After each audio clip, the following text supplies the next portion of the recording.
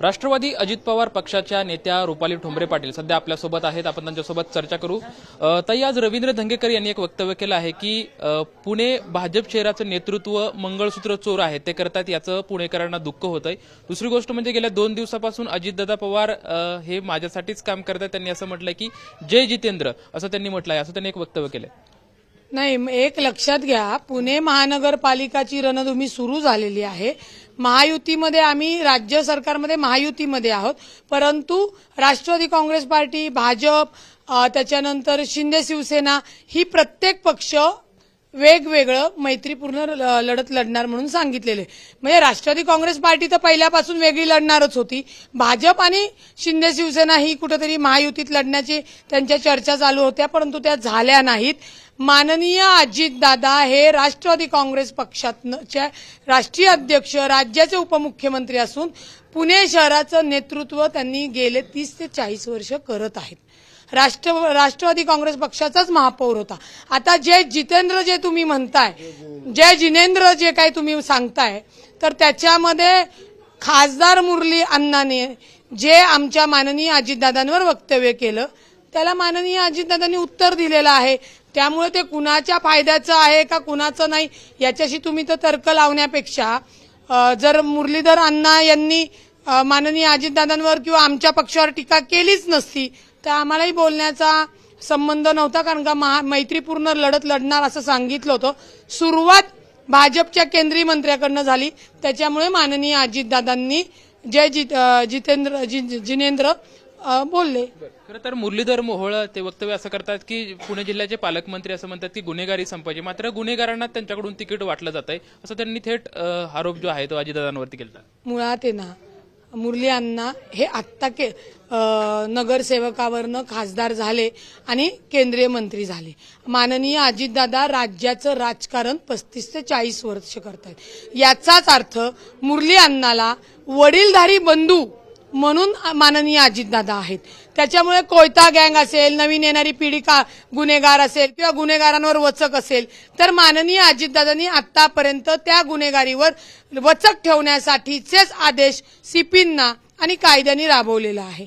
मुळामध्ये ज्या अजितदादांवर मुरली अण्णा आरोप करतायत, तुम्ही आमच्यावर आरोप करत असताना स्वतःच्या गिरेबांमध्येच बघितलं पाहिजे. जे तुमचे अध्यक्ष बोलले, तुम्ही काय करताय, स्वतः खालचा अंधार झाकून ठेवताय आणि विनाकारण निवडणुकीमध्ये आरोप करायचे म्हणून अजितदादांवर करतायत. जी काही गुन्हेगारी पार्श्वभूमीची तुम्ही सांगताय उमेदवारी दिली, तर मला तुम्हाला इथं सांगायचंय की गुन्हेगारी राष्ट्रवादीने कुठल्याही गुन्हेगारांना नाही, ज्या काही सोनाली आंदेकर असेल, लक्ष्मीताई आंदेकर असेल, या आंदेकरांच्या घरातील महिला आहेत आणि त्यांच्यावर आरोप ठेवण्यात आलेला आहे.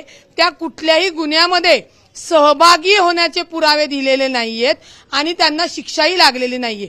कायद्यानुसार ज्यांना शिक्षा लागते त्यांना उमेदवारी अर्जच भरता येत नाही आणि ज्यांच्यावर आरोप असतो त्यांना मेहरबान कोर्ट, डॉक्टर बाबासाहेब आंबेडकरांच्या संविधानाने त्यांना उमेदवारी भरता येते आणि ती त्यांनी भरलेली आहे.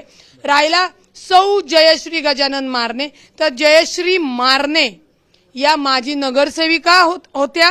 त्यांच्यासोबत केंद्रीय मंत्री मुरली अण्णा मोहोळ यांच्या पत्नी मोनिकाताई मोहोळ आम्ही एकत्र काम केलेले.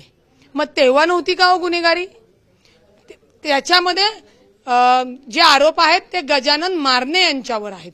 त्यांना त्याच्यात शिक्षा झालेली नाहीये, त्यांच्या पत्नी त्या आहेत. त्याच्यामुळे कुणी एखाद्याने गुन्हा केला म्हणजे समजा उद्या यांनी गुन्हा केला, या माझ्या मैत्रिणी आहेत म्हणून मी वाईट होत नाही ना, किंवा मी त्यांची बहिणी म्हणून मी वाईट होत नाही. या सगळ्या गोष्टी बघितल्या पाहिजेत.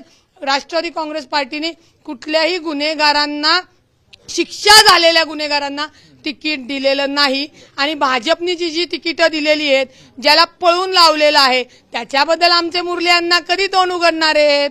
आणि जेव्हा आमच्यावर ते एक बोट करतील त्या स्वतःकडे 4 बोट आहेत हे लक्षात त्यांनी ठेवलं पाहिजे.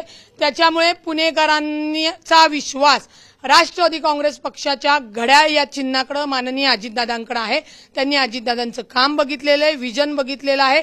जे काही पुणे शहरामध्ये माननीय अजितदादांना प्रशासकीय अनुभव आहे, निधी देण्याचा निधी आणि प्रश्नाची जाण आहे, सोडवण्याची जी त्यांच्याकडं जी जरब आणि कुवत आहे, या सगळ्या गोष्टी पाहता पुणेकर राष्ट्रवादी काँग्रेस पक्षालाचाच महापौर बनवल्याशिवाय राहणार नाहीत, हा मला विश्वास आहे. भाजपाचे प्रदेशाध्यक्ष तर असं म्हणतायत की युतीमध्ये अजित पवार यांना घेतलं याचा पश्चाताप होतोय. मी मुख्यमंत्र्यांना सुद्धा म्हटलं होतं की त्यांना युतीमध्ये घेऊ नका. त्यांच्या वक्तव्याकडे कसं बघता? त्यांना आधी नाही सुचलं का शहाणपण? भाजपवाल्यांना ऐन टायमालाच शहाणपण सुचतं. ते कसं आहे, भाजपची वापरा आणि सोडून द्या. निवडणुका आली की फक्त समाजामध्ये तेढ निर्माण करा, नको ती प्रकरणं बाहेर काढा, मग स्वतः सत्तेत असलेल्याचा गैरफायदा घ्या. कशाला आम्हाला बोलायला लावता? जर एवढंच वाटत होतं तर 3 वर्षापूर्वीच जायचं मुख्यमंत्र्यांकडं. नको, अजितदादांना नाही घ्यायचं. काहीतरी बालिश वक्तव्य प्रदेशाध्यक्षांनी करू नये. आपण विचारावर, ध्येय धोरणावर आणि विकासावर बोलूया. आपल्या विकासावर बोलणं जे आहे किंवा समाजामध्ये शांतता निर्माण राहील, सर्व समाज एकत्रितपणे शांततेत, कायदा सुव्यवस्थेमध्ये राहील, याच्यावर आपण बोललो तर मला वाटतं पुणेकरांना आवडेल. भाजपाचे प्रवीण दरेकर असं म्हणतात की अजित पवारांनी खरं तर आचारसंहितेचं पालन केलं पाहिजे, कारण की आता जर युती असेल तर एकमेकांवरती जे आरोप प्रत्यारोप चालले तर त्याचं जबाबदारीचं भान त्यांनी ठेवलं पाहिजे. प्रवीण दरेकरांना मला भाऊंना तेच सांगायचंय की ही चौकट तोडली कुणी? राष्ट्रवादी काँग्रेस पार्टी नाही आली भाजपवर बोलायला. भाजपचे केंद्रीय मंत्री मुरली अण्णा मोहोळ बोलले. त्यांना तुम्ही प्रश्न विचारला की तुम्ही गुन्हेगारांना उमेदवारी दिली, तर त्यांनी आमचं नाव घेतलं राष्ट्रवादीचं. काय गरज आहे? अण्णांनी अण्णांची रेश मोठी करावी, त्यांचा पक्ष मोठा करावा ना. आमच्यावर का त्यांनी आरोप केले? आणि तेव्हा जेव्हा आमच्यावर आरोप केले आम्ही त्यांना जशाच तसं उत्तर दिलं.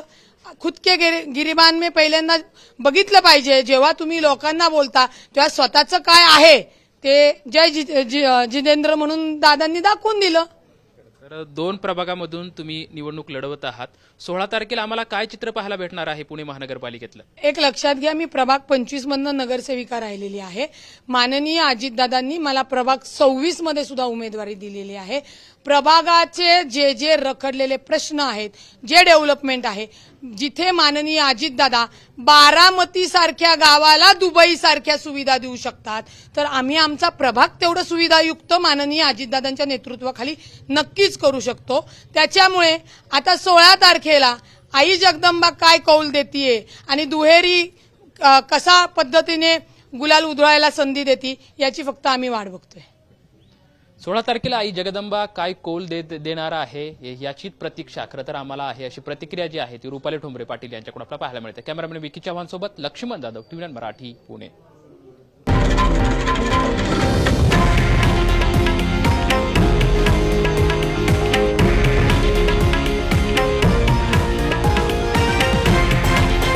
हे आहे देशातील नंबर 1 न्यूज नेटवर्क आणि आपण पाहत आहात टीव्ही 9 मराठी, एकमेव.